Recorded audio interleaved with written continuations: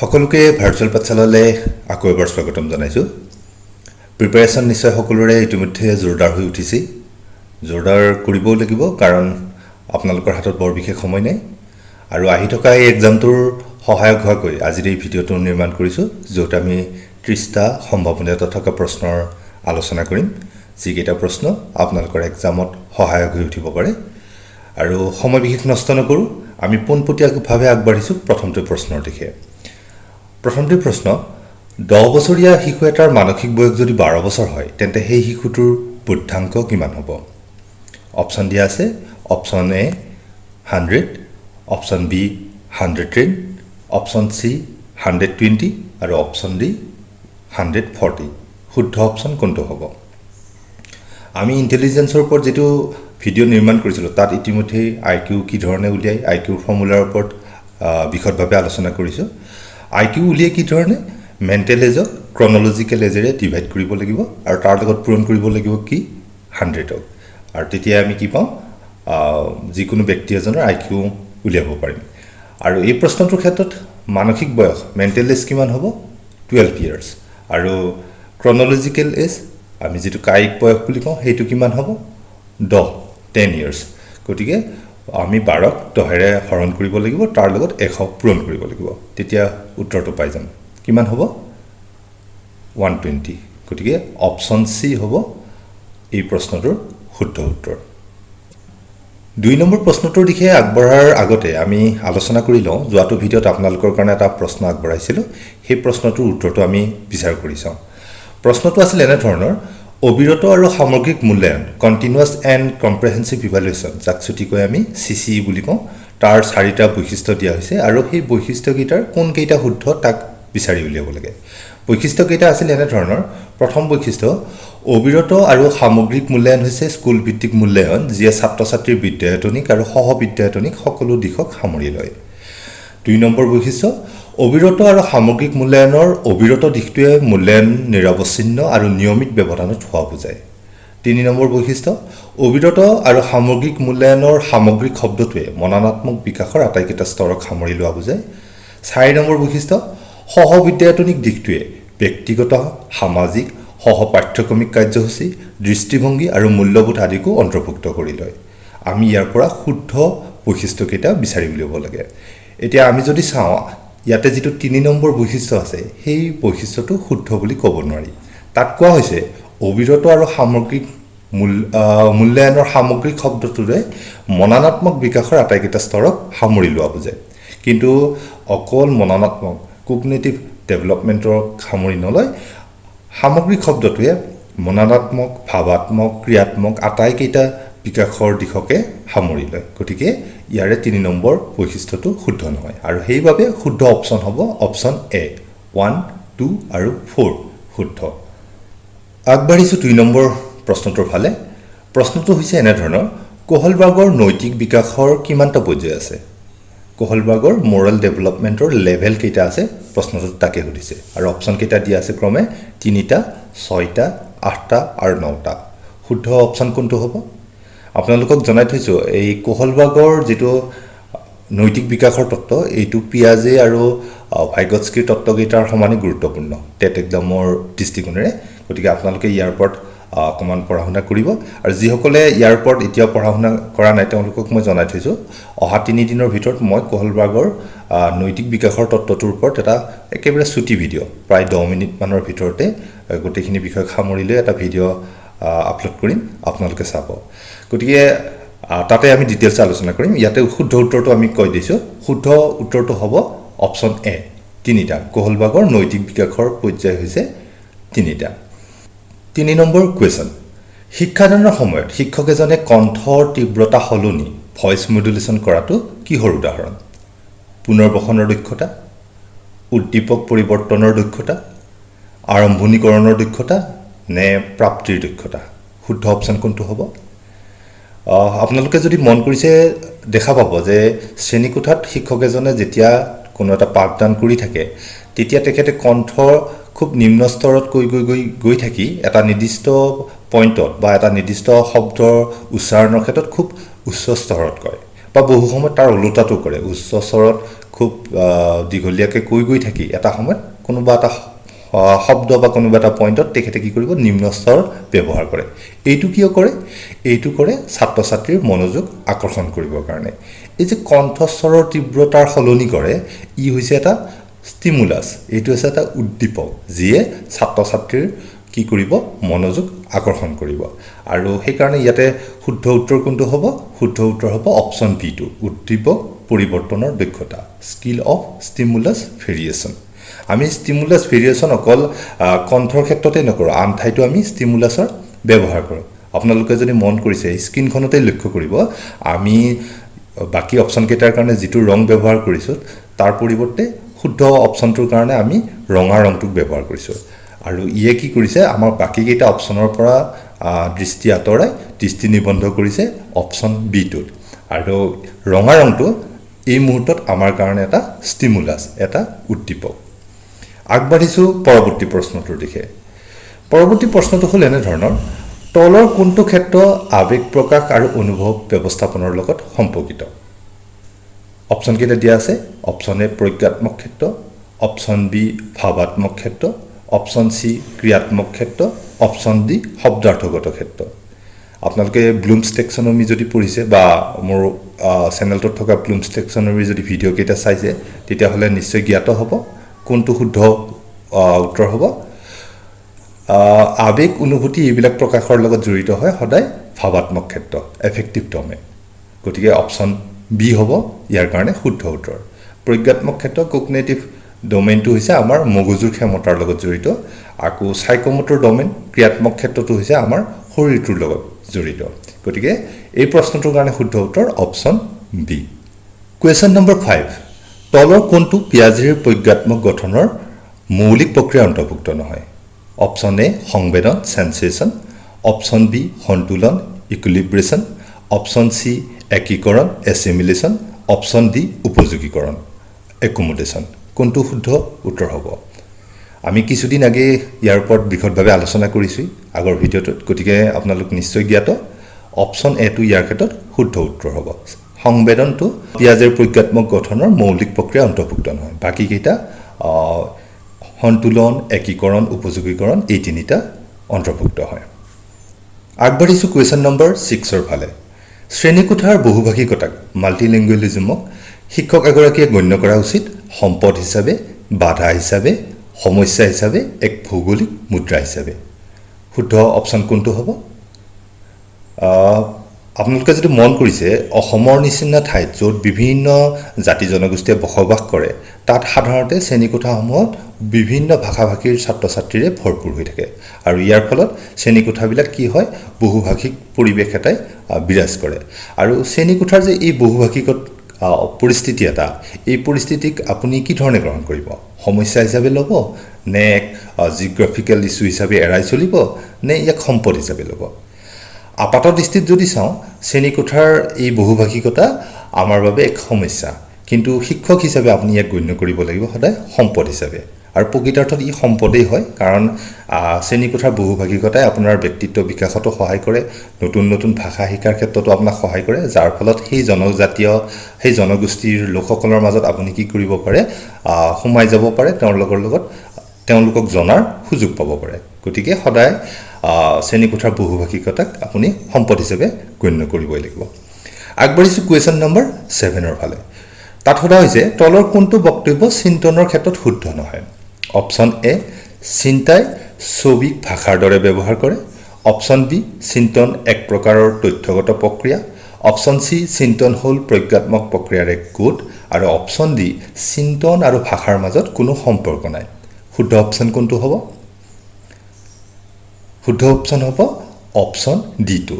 চিন্তন আৰু ভাষাৰ মাজত কোনো সম্পৰ্ক নাই ভাষা আৰু চিন্তাৰ মাজত কোনো সম্পৰ্ক নাই বুলি কৈছে গতিকে এইটো এটা ভুল ষ্টেটমেণ্ট গতিকে ভাষা আৰু চিন্তাৰ মাজত আমি নিশ্চয় জানো ভাইগস্কিৰ ওপৰত যিহেতু আপোনালোকে পঢ়া শুনা কৰিছে গতিকে আপোনালোকে ইয়াৰ ওপৰত নিশ্চয় জ্ঞাত ভাষা আৰু চিন্তাৰ মাজত কি ধৰণে সম্পৰ্ক থাকে তাৰ ওপৰত তেখেতে ইতিমধ্যে ব্যাখ্যা আগবঢ়াইছে গতিকে অপচন ডি টো হ'ব শুদ্ধ উত্তৰ আগবাঢ়িছোঁ কুৱেশ্যন নম্বৰ 8ৰ ফালে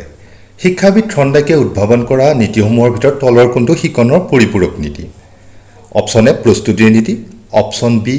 একাধিক প্ৰতিক্ৰিয়াৰ নীতি, অপশ্যন চি অনুশীলনৰ নীতি আৰু অপশ্যন ডি ফলাফলৰ নীতি। শুদ্ধ উত্তৰ কোনটো হ'ব? আপোনালোক নিশ্চয় জ্ঞাত যে থৰ্ণডাইকে তিনিটা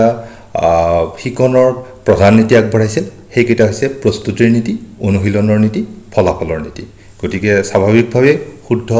উত্তৰ কোনটো হ'ব? অপশ্যন বিটো হ'ব। একাধিক প্ৰতিক্ৰিয়াৰ নীতিটো হ'ব শিকনৰ এটা পৰিপূৰক নীতি। এইখিনিতে মই থৰ্ণডাইকে আগবঢ়োৱা আটাইকেইটা নীতি আপোনালোকক স্ক্ৰীণত দেখুৱাই দিছোঁ। ইয়াৰে প্ৰথম তিনিটা প্ৰস্তুতিৰ নীতি, অনুশীলনৰ নীতি আৰু ফলাফলৰ নীতি, এইকেইটা হৈছে থৰ্ণডাইকৰ প্ৰধান নীতি। আৰু পাছৰ যি পাঁচটা আছে সেই পাঁচটা হৈছে ছাপ্লিমেণ্টেৰী ল বা পৰিপূৰক নীতি বা সাধাৰণ বা গৌণ নীতি বুলি আমি ক'ব পাৰোঁ। সেইকেইটা হৈছে ক্ৰমে আংশিক কাৰ্যৰ নীতি, একাধিক প্ৰতিক্ৰিয়াৰ নীতি, অনুৰূপ পৰিৱৰ্তনৰ নীতি, সাদৃশ্য বা উপমাৰ নীতি আৰু শেষৰটো হৈছে মনোভাৱৰ নীতি। এই 8টা নীতি থৰ্ণডাইকে আগবঢ়াইছিলে। কুৱেশ্যন নম্বৰ 9, তলৰ কোনটো নীতিৰ দ্বাৰা সমাৱেশী শিক্ষা প্ৰতিষ্ঠিত? ইনক্লুচিভ এডুকেশ্যন তলৰ কোনটো প্ৰিন্সিপলৰ ওপৰত বেছ কৰি আছে? অপশ্যন এ সম্যভাৱ আৰু সমসুযোগ, অপশ্যন বি সামাজিক অস্তিত্ব আৰু বিশ্বজনীনতা, অপশ্যন চি বিশ্ব ভাতৃত্ববোধ আৰু অপশ্যন ডি সামাজিক সন্তুলন। শুদ্ধ অপশ্যন কোনটো হ'ব? সমবাসী শিক্ষাৰ ক্ষেত্ৰত কি হ'ব? প্ৰথমটো শুদ্ধ অপশ্যন হ'ব। সম্যভাৱ আৰু সমসুযোগ, সকলোৱে ইকুৱেল অপৰচুনিটি লাভ কৰিব লাগিব, সকলোৱে সমতা পাব লাগিব। চ' শুদ্ধ অপশ্যন অপশ্যন এ। আগবাঢ়িছোঁ 10 নম্বৰ কুৱেশ্যনটোৰ ফালে। আৰু এই প্ৰশ্নটোত সোধা হৈছে শিকন উদ্দীপক আৰু কাৰ মাজৰ এক সংযোগ? আৰু তলত অপশ্যনকেইটা দিয়া আছে। অপশ্যন এ প্ৰতিক্ৰিয়া, অপশ্যন বি আচৰণ, অপশ্যন চি পূৰ্ব অভিজ্ঞতা আৰু অপশ্যন ডি স্মৃতি। কোনটো শুদ্ধ উত্তৰ হ'ব? শুদ্ধ উত্তৰ হ'ব অপশ্যন এ প্ৰতিক্ৰিয়া। শিকন হ'ল উদ্দীপক আৰু প্ৰতিক্ৰিয়াৰ মাজৰ এক সংযোগ। 11 নম্বৰ কুৱেশ্যন, ব্যক্তিত্বৰ মনোবিশ্লেষণাত্মক তত্ত্ব আগবঢ়াইছিল কাৰ্ল ৰজাৰ্ছ, জা পিয়াজে, আব্ৰাহাম মাছলো আৰু ছিগমণ্ড ফ্ৰইড। কোনটো শুদ্ধ অপশ্যন হ'ব? আপোনালোকৰ কাৰণে এইটো জটিল হ'ব নালাগে, ইয়াৰ ওপৰত আমি বিশদভাৱে আলোচনা কৰিছোঁ আমাৰ পূৰ্বৰ ভিডিঅ'ত। গতিকে অপশ্যন ডি ছিগমণ্ড ফ্ৰইড হ'ব শুদ্ধ উত্তৰ। 12 number question, the cause of Down syndrome is? Down চিণ্ড্ৰমৰ কাৰণ হ'ল option A trisomy 18, option B trisomy 20, option C trisomy 21 আৰু অপশ্যন ডি ট্ৰাইচমি 22। শুদ্ধ অপশ্যন কোনটো হ'ব? এতিয়া কথা হ'ল মই যিমানবোৰ টেটৰ কুৱেশ্যন পেপাৰ চাইছোঁ তাত সততে দেখা পাওঁ যে জেনেটিক্সৰ পৰা বা বংশগতিৰ পৰা কিবা নহয় কিবা এটা প্ৰশ্ন তেওঁলোকে অন্তৰ্ভুক্ত কৰে। আৰু এই প্ৰশ্নটো আহি থকা আপোনালোকৰ এক্সামত সম্ভাৱনাতা থকা বুলি অনুমান এটা কৰি এই ভিডিঅ'টোত মই অন্তৰ্ভুক্ত কৰিছোঁ জেনেটিক্সৰ পৰা। এতিয়া প্ৰথমতে জানি লওঁ এই ডাউন চিণ্ড্ৰমনো কি হয়। আপোনালোক নিশ্চয় জ্ঞাত যে আমাৰ দেহৰ কোষত ক্ৰমজম থাকে আৰু ক্ৰমজমবিলাকে যোৰা পাতি থাকে। মানুহৰ দেশত ক্ৰমজমৰ যোৰাৰ সংখ্যা হৈছে 23যোৰ ক্ৰমজম থাকে। ইয়াৰে যিটো 21 নম্বৰ ক্ৰমজম, 21 নম্বৰ যোৰাটোত কি হয়, কিছুমান এবনৰ্মেল চেল ডিভিজনৰ কাৰণে দুটাৰ পৰিৱৰ্তে তিনিটা ক্ৰমজমৰ সৃষ্টি হয়, যাৰ ফলত ডেভেলপমেণ্টেল ডিলে কিছুমান আহে, ইণ্টেলেকচুৱেল ডিছেবিলিটিছ কিছুমান আহে, ফেচিয়েল এপিয়াৰেঞ্চত কিছু বিকৃতি ঘটে, এনেকুৱা কিছুমান ঘটনা ঘটে। কাৰ কাৰণে ঘটে? 21 নম্বৰ ক্ৰমজমত হোৱা বিসংগতিৰ বাবে। গতিকে ডাউন চিণ্ড্ৰমৰ কাৰণ হ'ল অপশ্যন চিটো ট্ৰাইচমি 21। ইয়াৰ বাবে কি হয়? ডাউন চিণ্ড্ৰম সৃষ্টি হয়। আগবাঢ়িছোঁ 13 নম্বৰ কুৱেশ্যনৰ ফালে। ইয়াত সোধা হৈছে মনোবিদ ভাইগটস্কিৰ মতে অপশ্যন এ ভাষাই শিশুৰ প্ৰজ্ঞাত্মক বিকাশত গুৰুত্বপূৰ্ণ ভূমিকা গ্ৰহণ কৰে, অপশ্যন বি শিশুৱে ভাষা শিকে ভাষা অৰ্জন যন্ত্ৰৰ দ্বাৰা, অপশ্যন চি শিশুৰ প্ৰজ্ঞাত্মক বিকাশ কিছুমান স্তৰৰ জৰিয়তে হয়, অপশ্যন ডি স্কিমাৰ পৰিপক্কতাই শিশুৰ প্ৰজ্ঞাত্মক বিকাশ ঘটায়। শুদ্ধ অপশ্যন কোনটো হ'ব? মনোবিদ ভাইগটস্কিয়ে তলৰ কোনটো বক্তব্য আগবঢ়াইছিল? আপোনালোক নিশ্চয় জ্ঞাত আৰু আমি ভাইগটস্কিৰ ভিডিঅ'টো আলোচনা কৰিছোঁ যে ভাইগটস্কিয়ে তিনিটা বিশেষ দিশৰ ওপৰত গুৰুত্ব প্ৰদান কৰিছিল কগনেটিভ ডেভেলপমেণ্টৰ ক্ষেত্ৰত। সেইকেইটা হৈছে নম্বৰ 1 লেংগুৱেজ, নম্বৰ 2 কালচাৰ আৰু নম্বৰ 3 ছ'চিয়েল ইণ্টাৰেকশ্যন। গতিকে অপশ্যন এটো আমাৰ কাৰণে শুদ্ধ অপশ্যন হ'ব। ভাষাই শিশুৰ প্ৰজ্ঞাত্মক দিশত গুৰুত্বপূৰ্ণ ভূমিকা গ্ৰহণ কৰে। এইখিনিতে বাকি কেইটা অপশ্যনো আপোনালোকে জানি থোৱাটো ভাল শিশুৱে ভাষা শিকে ভাষা অৰ্জন যন্ত্ৰৰ দ্বাৰা বা ভাষা অৰ্জন কৌশলৰ দ্বাৰা ইয়াক কৈছিলে নম চমস্কিয়ে আৰু পিছৰ দুটা অপশ্যন চি আৰু ডি শিশুৰ প্ৰজ্ঞাত্মক বিকাশ কিছুমান স্তৰৰ জৰিয়তে হয় আৰু স্কিমাৰ পৰিপক্কতা শিশুৰ প্ৰজ্ঞাত্মক বিকাশ ঘটাই ইয়াক কৈছিলে আমাৰ পিয়াজে গতিকে এই দুটা কথা আপোনালোকে জানি থব আগবাঢ়িছো 14 নম্বৰ প্ৰশ্নটোৰ দিশে ইয়াত কোৱা হৈছে বিদ্যালয়ে শিশুৰ সামাজিকৰণত কি ভূমিকা লয় অপশ্যন কেইটা দিয়া আছে অপশ্যন এ কোনো ভূমিকা নলয় অপশ্যন বি অতি সামান্য ভূমিকা লয় অপশ্যন সি প্ৰাথমিক পৰ্যায়ৰ মাধ্যম হিচাপে ভূমিকা লয় প্ৰাইমাৰী এজেন্সি হিচাপে নে অপশ্যন ডি দ্বিতীয় পৰ্যায়ৰ মাধ্যম হিচাপে ভূমিকা লয় সেকেন্ডাৰী এজেন্সি হিচাপে ভূমিকা লয় কোনটো শুদ্ধ অপশ্যন হ'ব আপোনালোক নিশ্চয় জ্ঞাত হ'বই লাগে এই কথাটো মই আগতে বহুবাৰ কৈছো স্কুল হৈছে আমাৰ সদায় সেকেন্ডাৰী এজেন্সি গতিকে অপশ্যন ডি টো আমাৰ এই প্ৰশ্নটোৰ বাবে শুদ্ধ উত্তৰ হ'ব দ্বিতীয় পৰ্যায়ৰ মাধ্যম হিচাপে ভূমিকা লয় আগবাঢ়িছো কোৱেশ্চন নম্বৰ 15 ৰ ফালে ইয়াত সোধা হৈছে সৃজনীশীলতাৰ প্ৰাথমিক লক্ষণ কোনটো the primary identifying feature of creativity option কেইটা দিয়া আছে নিম্ন বুদ্ধাংক অপশ্যন বি অপকাৰী চিন্তন অপশ্যন সি অতি সক্ৰিয়তা অপশ্যন ডি অস্থিৰতা কোনটো শুদ্ধ উত্তৰ হ'ব ক্ৰিয়েটিভিটিৰ প্ৰাথমিক লক্ষণ হৈছে অপশ্যন বি যিটো আছে সেইটো অপকাৰী চিন্তন ডাইভাৰ্জেন্ট থিংকিং মানে হৈছে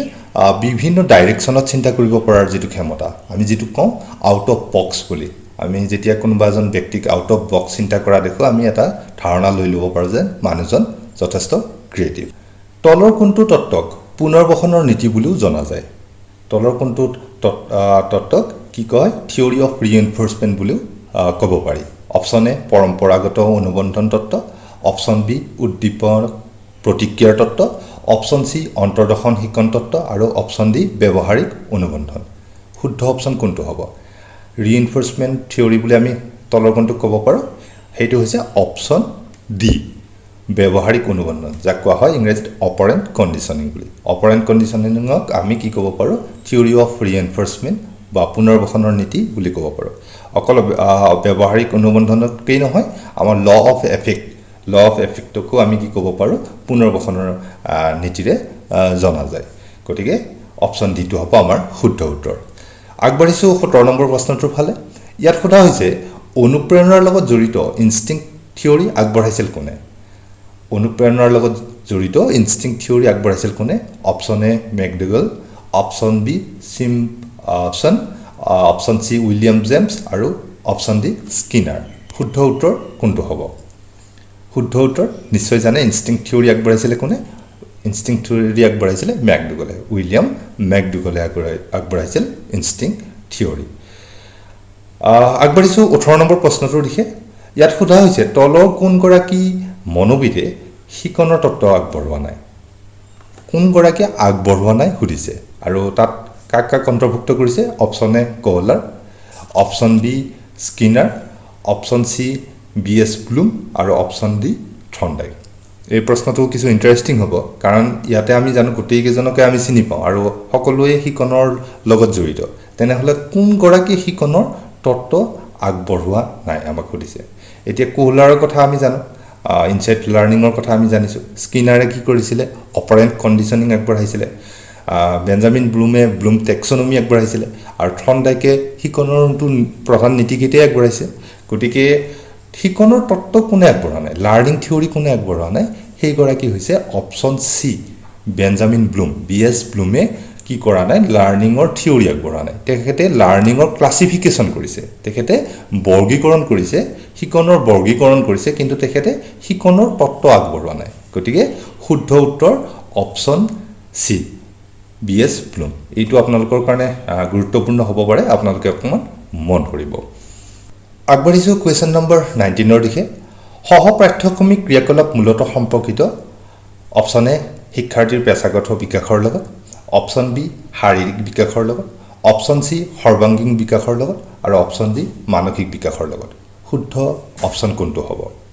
সহ পাঠ্যক্ৰমিক ক্ৰিয়াকলাপ কো কাৰিকুলাম এক্টিভিটিজ কাৰ লগত জড়িত ই জড়িত হৈছে আমাৰ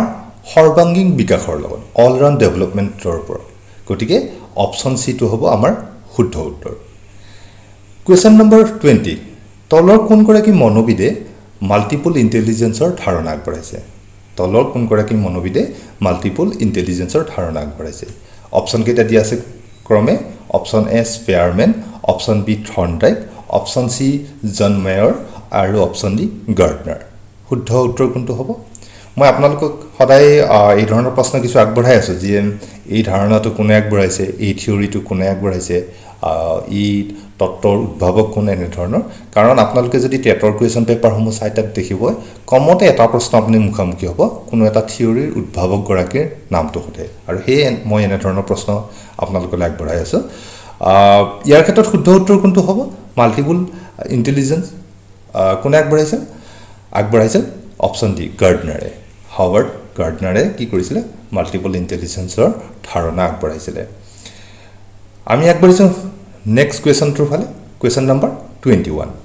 এলবাৰ্ট বেণ্ডুৰে আগবঢ়োৱা শিকনৰ নীতিটো আছে অপশ্যন এ পৰম্পৰাগত অনুবন্ধন অপশ্যন বি মননাত্মক তত্ত্ব অপশ্যন সি অন্তৰ্দৰ্শন শিকন আৰু অপশ্যন ডি সামাজিক শিকন তত্ত্ব কোনটো শুদ্ধ উত্তৰ এলবাৰ্ট বেণ্ডুৰে আগবঢ়াইছিল কি এলবাৰ্ট বেণ্ডুৰে আগবঢ়াইছিল ছ'চিয়েল লাৰ্ণিং থিওৰি সামাজিক শিকন তত্ত্ব গতিকে শুদ্ধ উত্তৰ হ'ব অপশ্যন ডি কুৱেশ্যন নম্বৰ 22 শিকন প্ৰক্ৰিয়াই পৰিশোধন কৰিব পাৰে অপশ্যন এ আচৰণৰ অপশ্যন বি বুদ্ধিৰ অপশ্যন সি কল্পনাৰ আৰু অপশ্যন ডি আগ্ৰহৰ কোনটো শুদ্ধ উত্তৰ হ'ব শিকন প্ৰক্ৰিয়া আমাৰ কি পৰিশোধন কৰে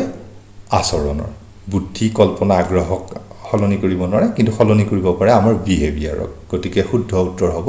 অপশ্যন এ আগবাঢ়িছোঁ 23 নম্বৰ প্ৰশ্নটোৰ ফালে ইয়াত সোধা হৈছে শিকন প্ৰক্ৰিয়াক স্থায়ী ৰূপ প্ৰদান কৰাত সহায় কৰে প্ৰচেষ্টাই আগ্ৰহে অভিৰুচনে নে অভ্যাসে শুদ্ধ উত্তৰ কোনটো হ'ব আমি কোনো এটা কথা যেতিয়া শিকো তেতিয়া তাক আমাৰ মগজুত স্থায়ী ৰূপত কিহৰ জৰিয়তে ৰাখিব পাৰোঁ প্ৰচেষ্টা কৰিলে পাৰোঁ নে আগ্ৰহ দেখুৱালে পাৰোঁ নে মোটিভেশ্যনৰ জৰিয়তে ই স্থায়ী ৰূপ পায় নে অভ্যাস প্ৰেক্টিছৰ জৰিয়তে স্থায়ী ৰূপ পায় কোনটো হ'ব ডেফিনেটলি অপশ্যন ডি টু অভ্যাসৰ জৰিয়তে প্ৰেক্টিছৰ জৰিয়তেহে আমি কোনো এটা কাম কি কৰিব পাৰোঁ আমাৰ মগজুত স্থায়ী ৰূপত ৰাখিব পাৰোঁ যিমানে প্ৰেক্টিছ কৰিম সিমানে আমাৰ কি হ'ব শিকা কাৰ্যটো স্থায়ী ৰূপ পাব গতিকে অপশ্যন ডি হ'ব শুদ্ধ উত্তৰ 24 নম্বৰ কুৱেশ্যন ইয়াত সোধা হৈছে শিশুৰ বৃদ্ধি মূলতঃ সম্পৰ্কিত অপশ্যন এ শাৰীৰিক বিকাশৰ লগত অপশ্যন বি সামাজিক বিকাশৰ লগত অপশ্যন সি আৱেগিক বিকাশৰ লগত আৰু অপশ্যন ডি নৈতিক বিকাশৰ লগত শুদ্ধ উত্তৰ কোনটো হ'ব ইয়াতে শিশুৰ বৃদ্ধিৰ কথাহে কৈছে মন কৰিব বিকাশৰ কথা কোনটো কোৱা হোৱা নাই বৃদ্ধি আৰু বিকাশ একে নহয় ইটো সিটোৰ লগত সম্পৰ্কিত হয় গতিকে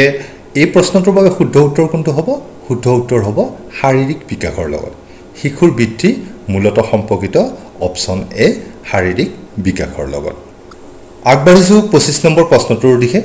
ইয়াত সুধিছে ৰেইমণ্ড কেটেলে উল্লেখ কৰা অনুসৰি ব্যক্তিত্বৰ কাৰক হ'ল অপশ্যন এ 16টা অপশ্যন বি 14টা অপশ্যন সি 12টা আৰু অপশ্যন ডি 8টা কোনটো শুদ্ধ উত্তৰ হয় ৰেইমণ্ড কেটেলে সৰ্বমুঠ 16টা ফেক্টৰ বা ডাইমেনশ্যন অফ পাৰ্চনেলিটিৰ কথা উল্লেখ কৰিছে মই আপোনালোকক স্ক্ৰীনত দেখুৱাই দিছোঁ warmth reasoning emotional stability dominance liveliness rule consciousness social boldness sensitivity vigilance abstractness privateness apprehension openness to change self reliance perfectionism আৰু টেনশ্যন এই 16টা কি কৰিছে তেখেতৰ ফেক্টৰ বা ডাইমেনশ্যন অফ পাৰ্চনেলিটিৰ কথা উল্লেখ কৰিছে গতিকে আমাৰ কাৰণে শুদ্ধ অপশ্যন কোনটো হ'ব অপশ্যন এ 16টা শুদ্ধ উত্তৰ আগবাঢ়িছোঁ পৰৱৰ্তী প্ৰশ্নটোৰ দিশে 26 নম্বৰ প্ৰশ্ন ইয়াত সোধা হৈছে কোহলবাৰ্গৰ মতে আমাৰ চিন্তন প্ৰক্ৰিয়াই ভুল আৰু শুদ্ধ বিচাৰ কৰাটোক কোৱা হয় নৈতিক বাস্তৱবাদ নৈতিক উভয়দ্বন্দ্ব নৈতিক সহযোগিতা নে নৈতিক যুক্তি কোনটো শুদ্ধ উত্তৰ হ'ব কোহলবাৰ্গৰ ওপৰত মই এটা ভিডিঅ' নিৰ্মাণ কৰিম বুলি ইতিমধ্যে আপোনালোকক কৈছে অহা 2-3 দিনৰ ভিতৰতে সেইটো আপলোড কৰিম তেতিয়া আপোনালোকে ক্লিয়াৰলি জানিব ইয়াতে মই পোনপটীয়াভাৱে আপোনালোকক উত্তৰটো কৈ দিছোঁ এইটো হ'ব অপশ্যন ডি নৈতিক যুক্তি মোৰেল ৰিজনিংটো হ'ব শুদ্ধ উত্তৰ আগবাঢ়িছোঁ 27 নম্বৰ প্ৰশ্নটোৰ দিশে তলৰ কোনটো স্তৰত সৰ্বাধিক বৃদ্ধি আৰু বিকাশ সংঘটিত হয় অপচন এ উত্তৰ বাল্যকাল লেট চাইল্ডহুড অপচন বি শৈশৱ ইনফেন্সি অপচন সি কৈশোৰ এডোলেসেন্স আৰু অপচন ডি প্ৰাক বাল্যকাল আৰ্লি চাইল্ডহুড কোনটো ষ্টেজত সৰ্বাধিক বৃদ্ধি আৰু বিকাশ হয় বুলি সুধিছে শুদ্ধ উত্তৰ কোনটো হ'ব শুদ্ধ উত্তৰ হ'ব অপচন বি শৈশৱ ইনফেন্সি ইয়াক আমি কি ক'ম বেবিহুড আৰু সহজ ভাষাত আমি কি ক'ম কেঁচুৱা অৱস্থা কেঁচুৱা অৱস্থাত কি হয় শিশু এটাৰ সৰ্বাধিক বৃদ্ধি আৰু বিকাশ সংঘটিত হয় ইয়াৰ পিছত বৃদ্ধি আৰু বিকাশটো কি হ'ব ধীৰে ধীৰে কমি আহি থাকিব ধৰে কিন্তু শৈশৱত একদম কেঁচুৱা অৱস্থাত বৃদ্ধি আৰু বিকাশটো খুব ক্ষিপ্ৰ গতিত আগবাঢ়ে 28 নম্বৰ প্ৰশ্ন তলৰ কোনটো বিকাশৰ নীতি নহয় অপচন এ প্ৰতিবৰ্তনযোগ্যতা এ ৰিভাৰ্সিবল প্ৰসেস অপচন বি অনুমানযোগ্যতা এ প্ৰেডিক্টেবল প্ৰসেস অপচন সি গতিশীলতা এ ডাইনামিক প্ৰসেস আৰু অপচন ডি ধাৰাবাহিকতা এক কন্টিনিউয়াস প্ৰসেস কোনটো শুদ্ধ অপচন বিকাশৰ নীতি কোনটো নহয় দিছে আমি জানো ধাৰাবাহিকতা গতিশীলতা অনুমানযোগ্যতা এই আটাইকেইটাই বিকাশৰ নীতি আমি প্ৰেডিক্ট কৰিব পাৰোঁ বিকাশটো কি ধৰণে হ'ব আমি জানো বিকাশটো সদায় ডাইনামিকে হয় আৰু কন্টিনিউয়াস প্ৰসেস হয় বুলি আমি জানো নহয় কোনটো এ ৰিভাৰ্সিবল প্ৰসেস তো কি হয় বিকাশক আমি ওলোটা দিশত ঘূৰাই আনিব নোৱাৰোঁ গতিকে অপচন এটো হ'ব আমাৰ শুদ্ধ উত্তৰ আগবাঢ়িছো 29 নম্বৰ প্ৰশ্নটোৰ দিশে অনুচ্চুকসকলৰ মাজত ইচ্ছা জগাই তোলা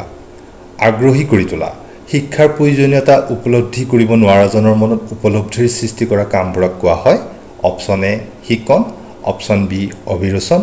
অপচন সি প্ৰেৰণা আৰু অপচন ডি অভ্যাস কোনটো শুদ্ধ উত্তৰ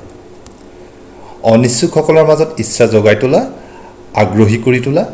শিক্ষাৰ প্ৰয়োজনীয়তা উপলব্ধি কৰিব নোৱাৰাজনৰ মনত উপলব্ধিৰ সৃষ্টি কৰা আদি কামবোৰক কোৱা হয় অভিৰুচন মোটিভেশ্যন গতিকে অপচন বি টো হ'ব আমাৰ শুদ্ধ উত্তৰ 30 নম্বৰ কোৱেশ্চন জাপিয়াজৰ মননাত্মক বিকাশৰ তত্ত্ব অনুসৰি আনুষ্ঠানিক কাৰ্যকৰীকৰণ স্তৰৰ এটা বৈশিষ্ট্য হ'ল অপচন এ বস্তু পাৰদৰ্শিতাৰ বিকাশ অপচন বি বিমূৰ্ত চিন্তাৰ বিকাশ অপচন সি চিন্তাৰ কেন্দ্ৰীকৰণ আৰু অপচন জি আত্মকেন্দ্ৰিকতা শুদ্ধ উত্তৰ কোনটো হ'ব আনুষ্ঠানিক কাৰ্যকৰী স্তৰক কোৱা হয় ফৰ্মেল অপাৰেশ্যনেল ষ্টেজ আপোনালোক নিশ্চয় জ্ঞাত আৰু এই ষ্টেজৰ কেৰেক্টাৰিষ্টিক্স তলৰ কোনটো